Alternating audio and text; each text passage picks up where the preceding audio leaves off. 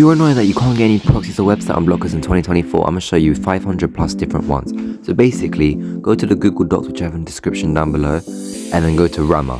When you go to Rammer, press any of these links down below, and then press on it. When you do that, it will say redirect you to the website, it will redirect you to here. And then you're going to want to type up sites.google.com/view/twigs-utilities/home. And then press enter. It will bring you to this website right here. And then this website right here, you can see proxies. And then when you see proxies, you can go down and there's loads and loads of different proxies for different websites. So if you press Rammerhead, that's the one we just used. There's all of these different proxies. So if you just press on it, it will open a new tab, and in the top left, you can full screen it. And here you go, connecting to server, and it'll bring you to the website. There you go. And you could do that for any of these websites down below. It doesn't have to be Rammerhead. It can be Interstellar, Nebula, Utopia, Emerald, all of these different ones. And yeah, that's basically it. So just do these, and thank you for watching and subscribe.